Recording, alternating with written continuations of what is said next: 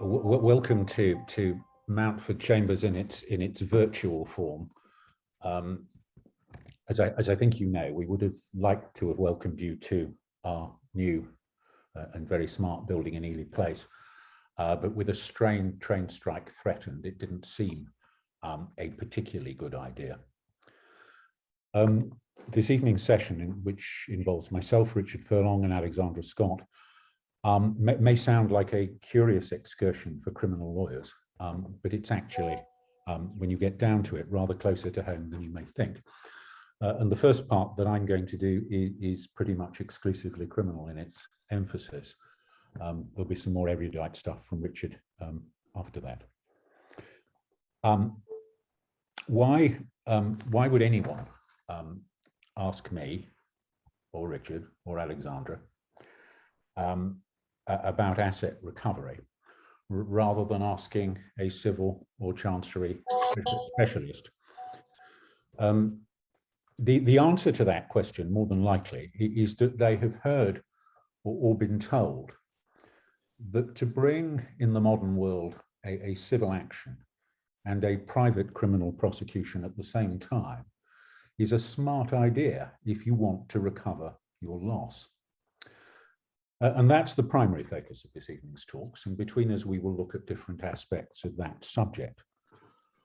For myself, I find it increasingly interesting because that point of intersection, the criminal-civil crossover as it's sometimes called, is where clients, I find, need well-informed advice from someone who can see both sides of the subject. And that sort of advice doesn't come easy in the highly specialized modern marketplace. You need a feel for the shape of a civil claim. You need to know the causes of action that underlie it and the remedies that get you close to stolen assets and might, in some circumstances, help you to secure them. And Richard will be looking at that in a little more detail shortly. You need a feel for when, as a matter of principle, a civil claim is the best way forward, for when a criminal prosecution might be tenable, and for the pros and for the cons of doing them both together. But you also need something else. You need, I find, a sense of the expectation of the modern client in a world in which the process of private criminal prosecution is widely advertised and sometimes oversold. I wouldn't have foreseen 10 years ago that the question I am now asked more often than any other in professional practice is this one: can I bring a private prosecution against my former business partner? In most of the cases that I see, the commercial motive for this question is suppressed but obvious. The rival is more likely to settle a civil claim on attractive terms if the grisly consequences of criminal prosecution are hanging over him. This, of course, is not what the criminal courts are for. And any prosecution which uses the criminal process to gain leverage in a civil action is liable to be stayed as an abusive process. But it's not as simple as that. We are surprisingly fuzzy in this country, in both our case law and in practice, about what is and what is not an acceptable reason to bring a criminal prosecution. In another and different age, you might reasonably have asked, what is the need for private criminal prosecutions? Are these so-called prosecutors not all people who have been turned away by the police or the SFO because their cases lack merit? But not now. As one of my lyrical colleagues in Chambers tweeted the other day, it's as if serious fraud has been decriminalized in this country. This is not a particularly original observation, but the public agencies that are responsible for investigating and prosecuting substantial cases are now bringing a tiny handful of prosecutions. A private insight, if I might, not one of my last 7 clients investigated by the Serious Fraud Office will face prosecution. And Alexandra will have some more specific things to say about that at the end of this session. Action fraud, my goodness, the centralized agency that replaces regional police fraud squads is overrun and at best ineffectual. So the starting point of this whole process has changed. There really are serious commercial frauds in this country, cases based on strong and clear evidence with considerable losses to their victims, cases where there is an obvious public interest in prosecution that will not be brought unless the victims bring them themselves.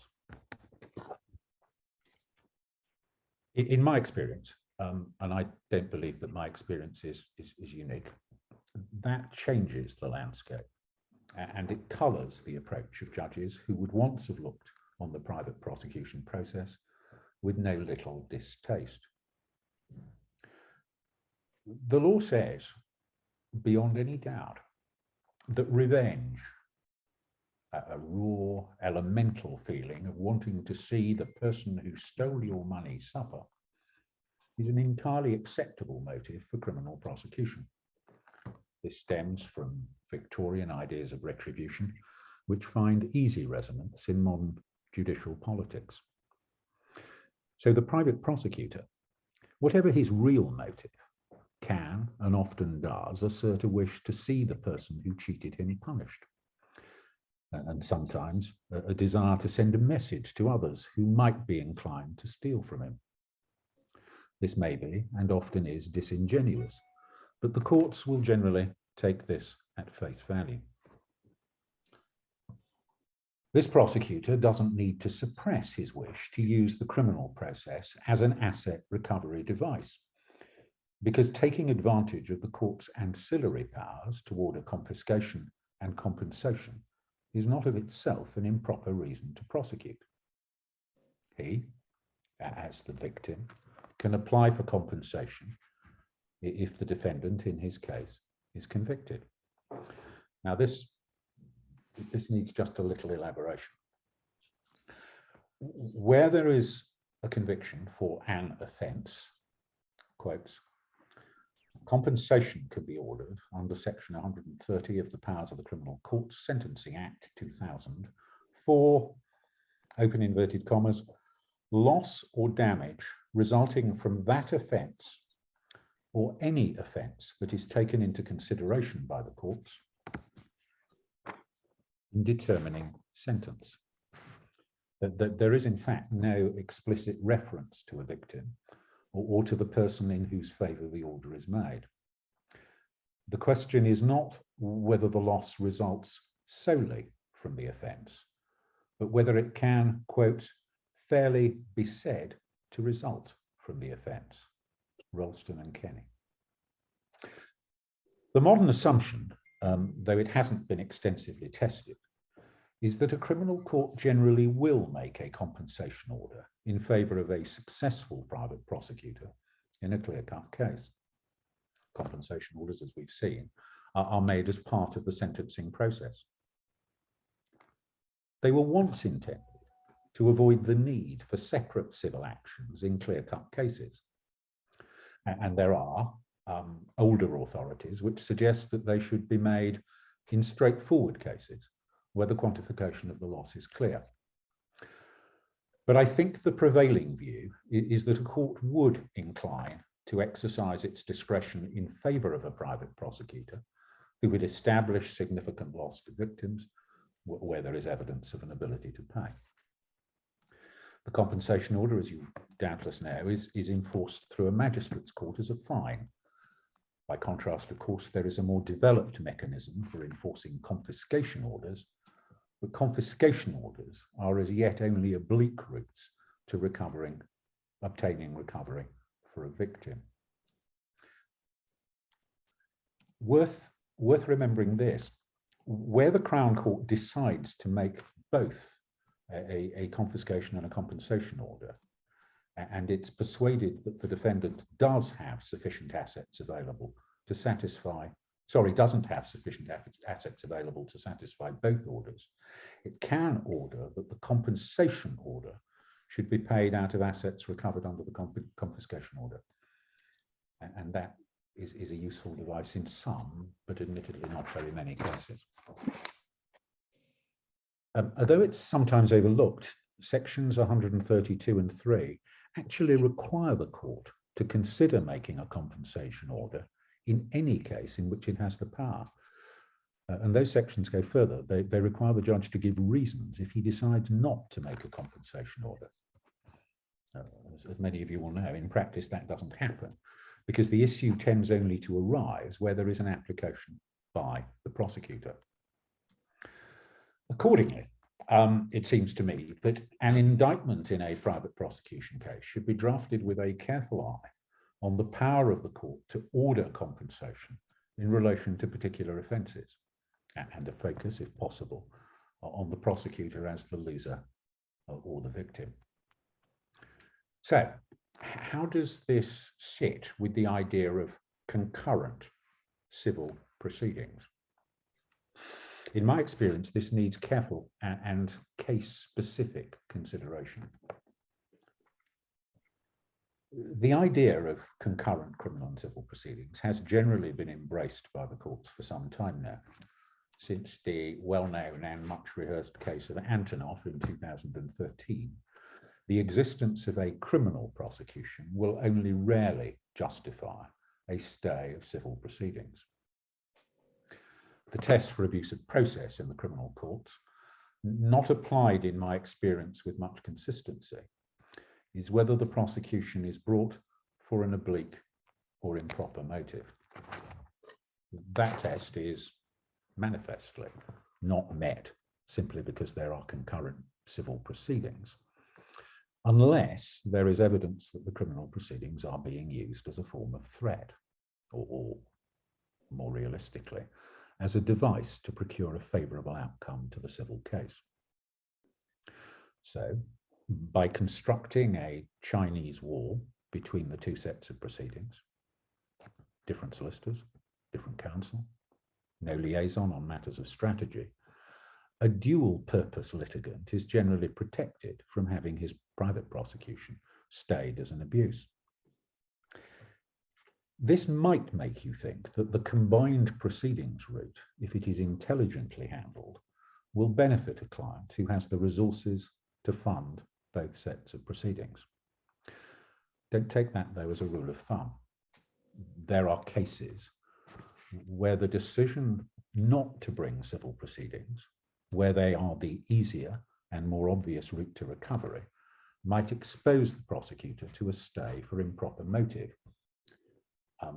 There's a case some of you may have read called in the Court of Appeal a few years ago called Asif and Ditta, which was a rather bizarre example of this, though the case had extraordinary facts which cast all sorts of doubts on the motives of the prosecutor. As I discovered when I was asked to salvage the case in the Court of Appeal on the rather limited basis that the defendants were guilty and had not seriously suggested otherwise.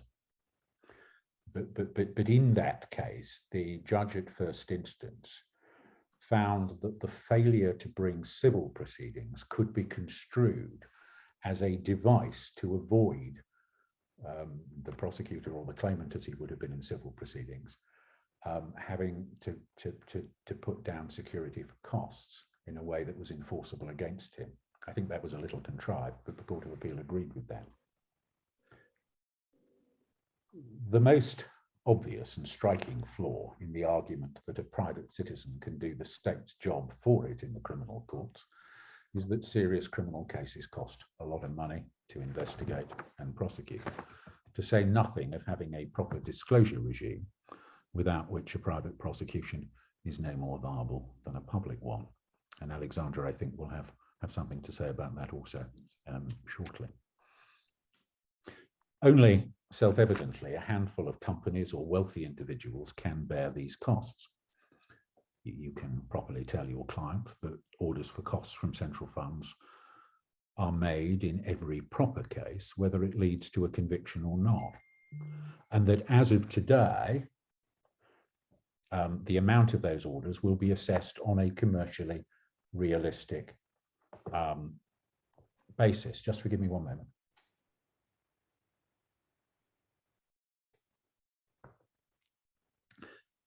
But no one knows whether the government's stated aim is to cap these. Sorry, you'll forgive me. Nobody knows whether the government's stated aim to cap these costs at legal aid rates. You'll forgive me. There was a political announcement about 2 years ago that said there was an imbalance between the prosecutor and the defender, and that the way to redress that imbalance was to say that the prosecutor could only recover his costs from central funds at legal aid rates. Nobody knows whether that will come into effect or not. The latest iteration of the criminal procedure rules, which came into force last month, contain a provision for the detailed itemization of those costs, which might suggest, if you were optimistic, that the government is not looking to cap the cost recovery anytime soon. But I'm afraid consistency in government policy is not a conspicuous feature of our age. So I don't know what the government will do here, and nor, I suspect, do they. Is there a role for the private litigation funder? 3 years ago, I was asked that question in a pointed and specific way, and I said I didn't think so. But I was the person who once said that mobile phones wouldn't catch on because they were very intrusive. And here again, I appear to have been wrong. I have recent experience of 2 US funders, both based in New York, who are offering the prospect of funding substantial private UK prosecutions through investment syndicates for a substantial slice of any compensation order that accrues. I know of 2 cases where funding offers have been made, and there may be more. Will the courts accept these arrangements? That's a good question. And it merges with a second question, which is what steps can a litigation funder take in a private prosecution to keep on top of the level of risk he is underwriting? There isn't a definitive answer to these questions because the domestic courts have not yet had to give structured consideration to the issue of independent litigation funding in criminal proceedings. When I'm asked now if this will work, and I get asked this quite a lot, I try to be realistic. I try to give proper weight to the balance of judicial opinion on private prosecutions generally, as I understand it. And on the other hand, to the practical consequences of the obvious need for a credible process of private prosecution if some offences of serious fraud are to be prosecuted at all. The first consequence is that an independent funding mechanism must be found if the process is to have any real impact. Only very rarely will the victims of financial crime have the resources to investigate and prosecute serious fraud themselves. Litigation funders can fill that gap, but only if they are persuaded that the prospect of ancillary financial orders on conviction, in particular, of course, compensation orders, is sufficiently high that they will accept the funding risk. Even where they do, the element of risk will necessarily be higher than in civil litigation because the outcome is less predictable. If the criminal courts set their face against the whole process, and I suppose they might, the prosecution of some very serious offences will be impossible. I've now come to doubt that the courts could sustain root and branch opposition to criminal litigation funding, and I see no obvious reason why they should. Remember that the historical objections to civil litigation funding, which caused 2 ancient torts to come into existence, fell away in the face of practical reality. The focus turned to ensuring that the funder did not exercise a degree of influence over the process that amounted to control. I suppose, in very broad terms, I would foresee something similar in a criminal context. It's axiomatic, of course, that any litigation funder will want to monitor the level of his risk and to do so on an ongoing basis. I don't see that as a fundamental problem, providing that it doesn't compromise the perceived independence and integrity of the prosecution process. If in a given case, a funder, or as I've seen, lawyers on his behalf, attend meetings with the investigative team, but take a wholly passive role because their interest is solely to investigate the current state of their risk, I don't myself see that the integrity of the process is compromised. If, on the other hand, the funder defines the terms of the prosecution so that he is in reality controlling it, there is scope, and maybe more than scope, for an argument that level of control is wholly at variance with the public interest in an independent and objective prosecution. Now, a litigation funder, of course, will necessarily limit the money, the expenditure that can be incurred on the investigation and prosecution of the case. But you know, there's nothing exceptional in that. Police forces and public agencies that are responsible for the investigation and prosecution of crime work within budgets that are regularly scrutinized and adjusted. The issue in any given case, in my opinion at least, will be whether the funder has controlled the investigation and prosecution to a point where the actual prosecutors can't discharge their basic functions.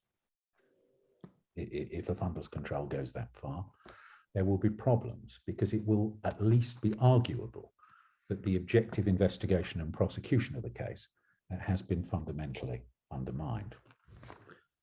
A second problem is this: will a court exercise its entirely discretionary power to order compensation when it knows that a funder will take a big slice of the cake?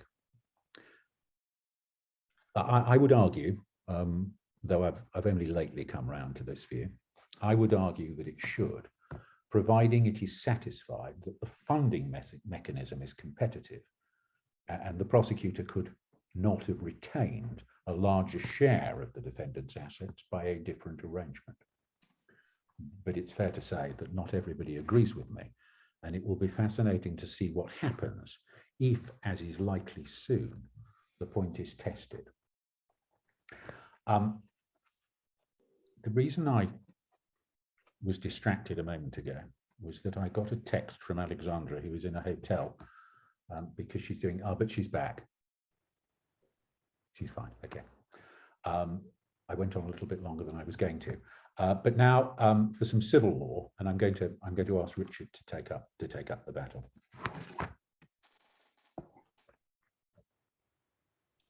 Right. Hello, everybody. Thanks for coming. Yes, I'm just going to talk a bit about using civil remedies as an adjunct to private prosecutions, whether it's possible, what alternatives there are, and how to use them as part of an overall litigation strategy. The civil courts generally are not keen on their services being used by those who are conducting private prosecutions. And I want to have a look at that proposition in the context of a few of the most important civil remedies. And the remedies that I'm going to be considering are freezing injunctions, Norwich Pharmacal and Bankers Trust orders, and search orders. First of all, freezing injunctions. Everybody knows about the power of freezing injunctions, the rules dating back to American cyanamide, the obligations of full disclosure, the undertakings you have to give to the court, and so on. But in order to obtain a freezing injunction, it is necessary for most purposes to either have or to lodge a civil claim or cause of action. There's no basis to obtain an ex parte freezing injunction in support of an anticipated or existing private criminal prosecution. And that is because there is an equivalent remedy in criminal proceedings. Good afternoon, ladies and gentlemen. Good afternoon, ladies. Good afternoon. Hello? Sorry, I don't quite know what happened there. The equivalent remedy in criminal proceedings is the restraint order under section 41 of the Proceeds of Crime Act. the private prosecutor can obtain a restraint order, but the generally accepted position is that they can only do so after the summons has been issued, because there have to be criminal proceedings which have started. However, I'm not sure that's right, because pre-charge restraint orders require, under the terms of the statute, require a criminal investigation, which by virtue of Section 88 of POCA must be conducted by somebody who is subject to a duty to conduct an investigation. And that said, there's a very old case called Joy and the Federation Against Copyright Theft, in which, in the context of the PACE Code of Practice powers, the divisional court held that an investigator employed by the Federation Against Copyright Theft was such a person. And there's another line of authorities on the same point, which expands the concept of individuals under a duty to conduct the investigation to include investigators acting on behalf of a company. So I think there is scope for testing in the courts whether private investigators can obtain a pre-charge restraint order. I'm sure it wouldn't be straightforward. A clear timetable would have to be set out. There would have to be considerably more disclosure of the investigation than there is in applications on behalf of the state. But I do think the possibility is there. The disadvantage, obviously, of post-charge restraint orders is that the defendant will already be aware of the existence of proceedings by the time the restraint order is sought, and the advantage of surprise which exists in the civil realm may be lost. That said, if the assets have been identified, the restraint order can be a powerful tool in the armory of the private prosecutor. And whilst the summons is being prepared, it's always a good idea to have in hand the relevant preparatory steps for a restraint order. Norwich Pharmacal orders are orders designed to obtain information from third parties in civil litigation. In private prosecutions, when seeking such information, the private prosecutor can seek the assistance of investigative authorities such as the police. And in principle, you might think it would be implausible that the police would be interested in investigating on behalf of a private prosecutor, but in practice, it's not necessarily the case. And often police forces who are contacted by a well-resourced private team, which may include investigators who are themselves often ex-police officers, may be willing to assist. And they won't necessarily do so out of their goodness of their hearts, but they are prepared to use their powers on occasions in the service of private prosecution. This does need very careful handling and a good relationship of confidence built up between the private investigators and the police force concerned. The main case on using resources already obtained by the police is a case called Scopelight in the Chief Constable of Northumbria, where the Court of Appeal considered the power of the police to retain property which had been seized under Section 22 of PACE. And Levison LJ said that if a prosecution is not to be pursued by the CPS, but by some other public or private body, then the question of whether the police can or should assist will be determined by various relevant circumstances, including but not limited to the identity and motive of the potential prosecutor, the gravity of the allegation, the reasoning behind any negative decision of the CPS, the extent to which the public have a legitimate interest in the criminal prosecution of the conduct, the police view of the significance of what has been retained, and any other material facts concerning the proposed defendant. All of this should be considered so that a balanced decision can be reached on whether retention is necessary in all the circumstances. The bringing of a private prosecution does not confer a right of access on the part of the private prosecutor to statements, photographs, and reports which have arisen from a publicly funded prosecution, which are in the hands of the police or the CPS, even if the request is a legitimate one, and even if they are essential to the success of the prosecution. And the authority for that is a case called Ex Parte Hallas, a 1988 case. But once the matter has been sent to the Crown Court for trial, the prosecution, or rather the indictment, is in the name of the Crown, and so disclosure may then be ordered. And the case establishing that proposition is called Pawsey, a 1989 case. I say all this, and it may be that good negotiation and a good relationship can lead to earlier disclosure. What the case law establishes is the entitlement. Where the prosecutor does not have the opportunity to use the police, however, there have been attempts to use the civil tools to obtain the evidence. In 2020, Burford Capital, a well-known litigation funding company, was the victim of short sellers who aggressively drove down its stock price. And Burford considered this to be market manipulation, sought to identify those responsible for the aggressive short selling with a view to prosecuting them. So it went to the commercial court in order to seek an order that the London Stock Exchange Group disclose the identity of those responsible. The difficulty from Burford's point of view was that prior to applying for the order, they had complained both to the Stock Exchange and the FCA, which had both conducted investigations and both concluded using information which was not available to Burford, that the allegations of market manipulation were not made out. Burford ploughed on. Its stated claims in applying for the order were that it might pursue its own civil action against the people responsible. It might bring a private prosecution, or it might seek to persuade the FCA and or the Crown Prosecution Service they should prosecute those individuals, or to persuade the FCA to reconsider their conclusion that they should take no action. And in a very significant judgment, the judge in the commercial court refused the application on the basis that no arguable case was made out. However, he then went on to consider what factors would have been relevant had Burford been able to make out an arguable case. He considered the interplay between the Norwich Pharmacal jurisdiction and the alleged criminal wrongdoing.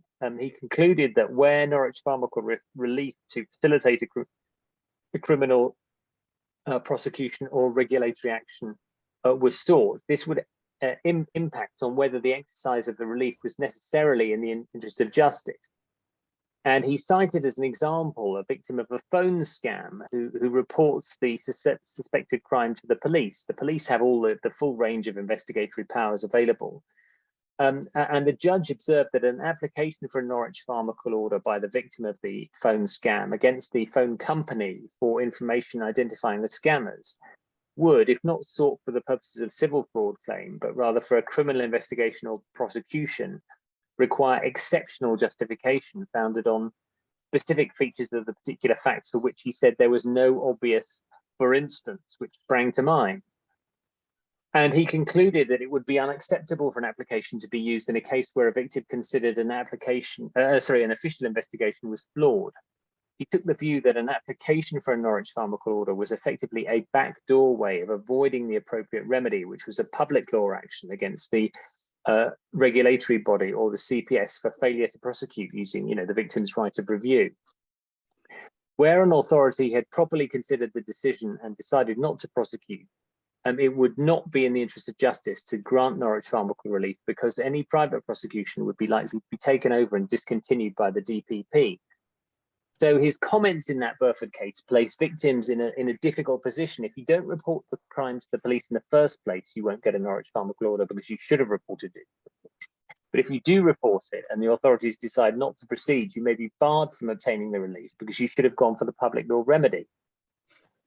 There was an earlier authority on Norwich Pharmacal orders and private prosecutions called FCFM Group and Hargreaves Lansdowne, where the QBD refused to grant an order to an investment firm which was contemplating a private prosecution of two individuals suspected of using information to buy shares in a company shortly before a public announcement increased its share value, so insider dealing.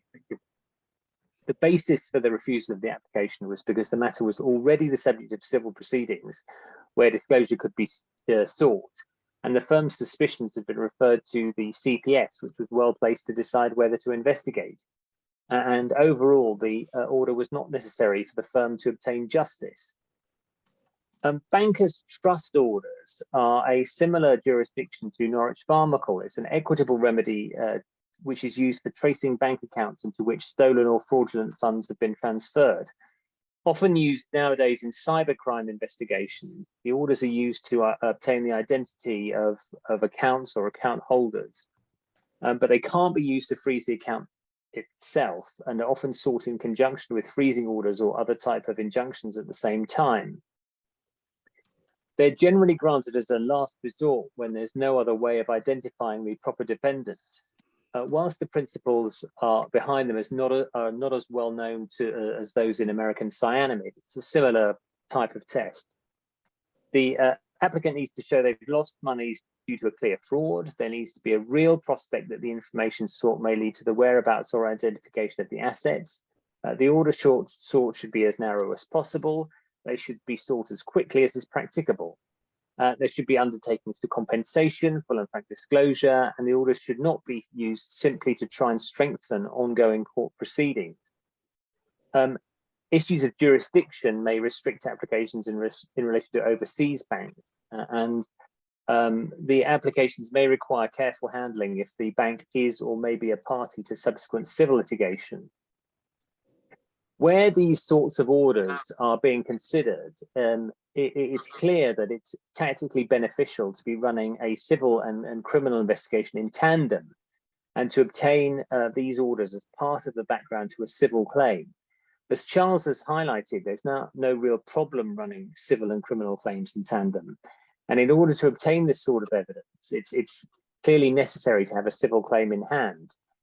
As with the Norwich Pharmacal orders, there's not any clear example of a banker's trust order being successfully obtained on the basis of a private criminal prosecution. With all of these orders, the applicant will need to be careful if criminal proceedings are being contemplated to disclose that fact to the court, i.e. that there are criminal proceedings in the background, in order not to limit the use to which the information obtained can be put.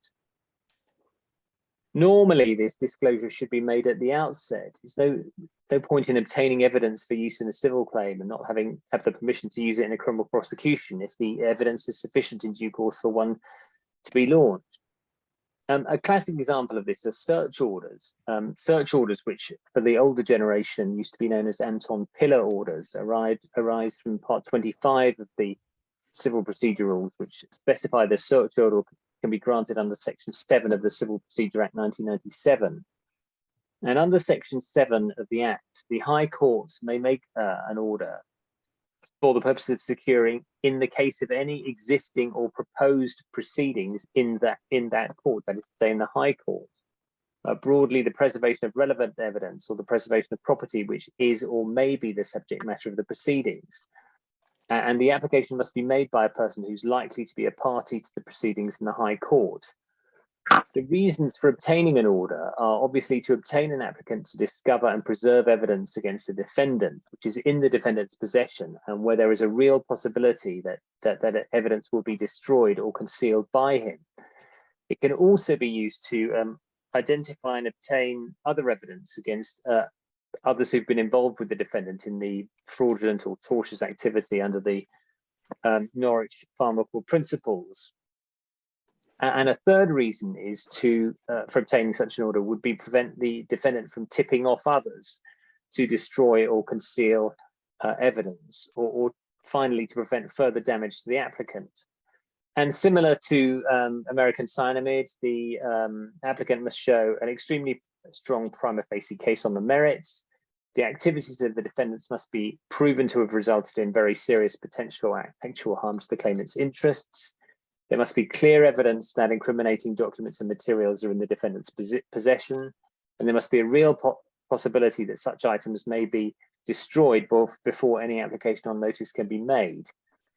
The fourth of those was added after the Anton Pillar jurisdiction was replaced as a result of a report in the mid-90s. The usual undertakings must be made, and delay will reduce the chances of obtaining an order. Normally with these search orders, because it's such a powerful tool, independent solicitors will be appointed by the court to supervise what then goes on. And unsurprisingly, the costs of obtaining these orders are very high. So drawing all these threads together, where are we? In short, attempting to use these powerful orders in support of criminal prosecutions is unlikely to be successful unless there are concurrent civil proceedings. There is a Chinese wall between the civil and criminal jurisdictions in this country, which does not exist to the same extent in other European jurisdictions. There's no doubt that properly used, they can obtain important case building evidence, but the tactical decisions behind how to obtain them aren't always very simple. Thanks very much.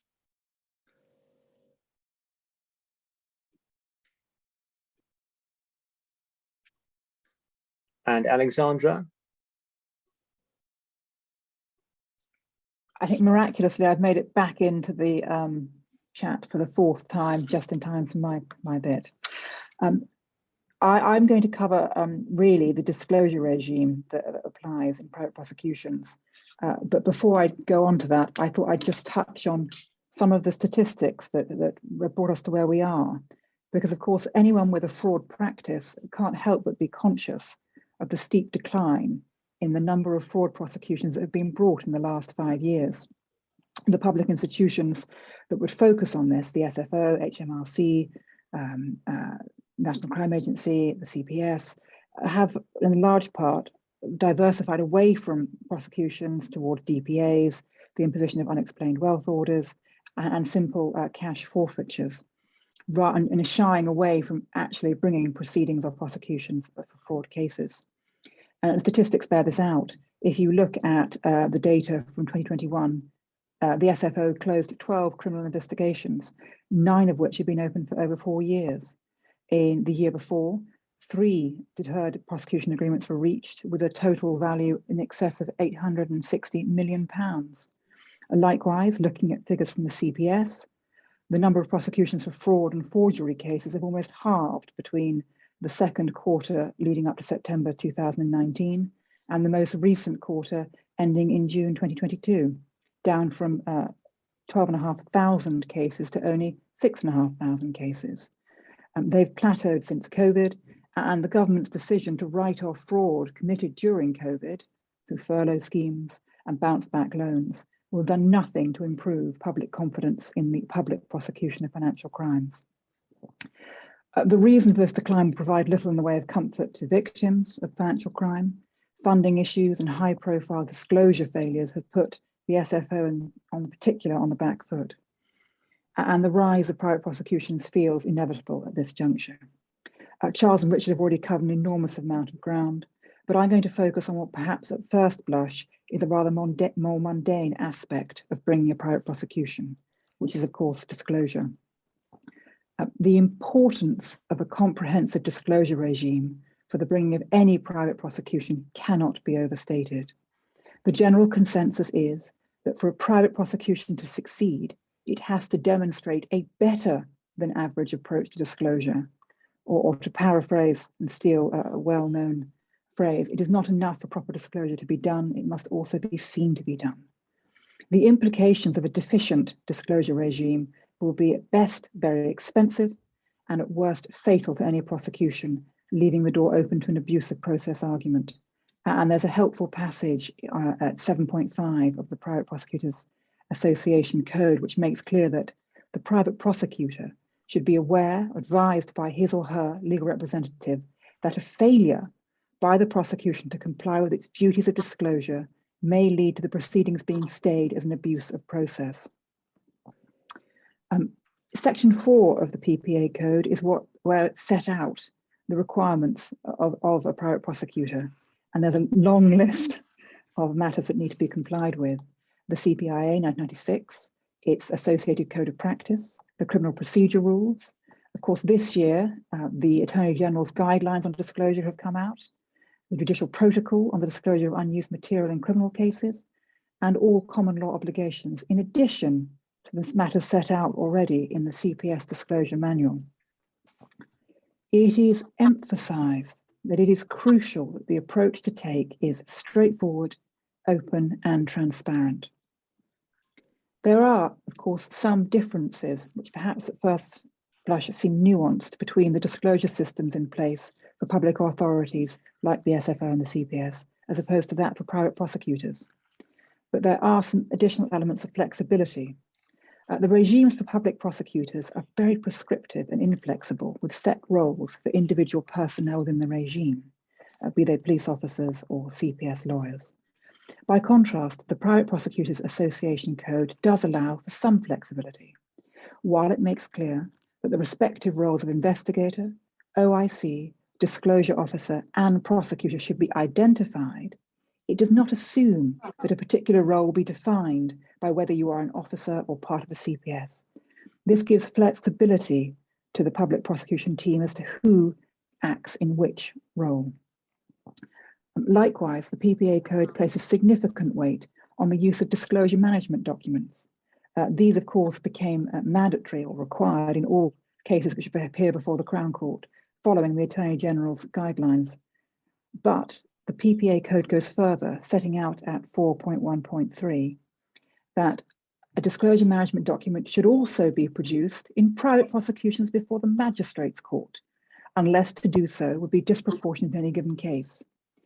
This is to achieve a proactive and transparent approach, to give the court confidence that the prosecution is complying with its disclosure obligations, and to engage the defence in the disclosure process at an early stage.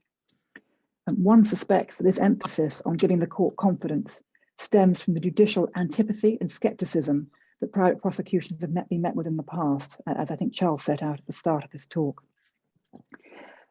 Of particular note, it's worth having regard to documents that attract legal and professional privilege, because it's set out in the code that the private prosecutor must not withhold material that would otherwise meet the disclosure test simply on the basis that it attracts legal and professional privilege. And it's particularly important that prospective clients are advised at the outset of any investigation or proposed investigation that these circumstances can arise. There are inevitably additional considerations when parallel civil proceedings are brought, in relation to which the prosecutor must be mindful of the limitations of the collateral use of documents and evidence in other proceedings.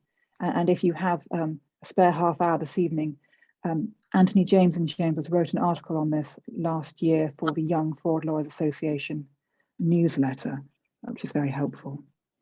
None of this is cheap. There are no shortcuts, but it is essential that disclosure is done properly to ensure the integrity of the proceedings. I will end on a fractionally more positive note. It is worth being aware of the recent judgment in the case of DAS UK Holdings Limited and Paul Asplin, which came out in August of this year. It sets out from paragraph 90 onwards, and particularly at paragraph 106, where the cost judge said that the disclosure exercise is mandated by statute. And in the context of this complex and difficult prosecution, it was inevitably a long, complicated, and comparatively expensive exercise. And in deciding that, he allowed nearly all of the costs incurred, in this case, by PricewaterhouseCoopers. This is the point. It will all be very case specific. It may be very intensive and it may be very expensive. But if you don't take proper steps at the proper time, then the chances of being regaining success in the action itself and securing costs at the conclusion of any action are very limited. And on that point, I think on Chambers' website, there's a very good article by Sebastian Winnett from last year about recovering costs in private prosecutions. So slightly less exciting, but nonetheless very important. Thank you. Thank you all very much indeed. Thank you very much, Orla, for hosting this. Thank you to Richard and Alexandra for talking this evening, and have a very good evening.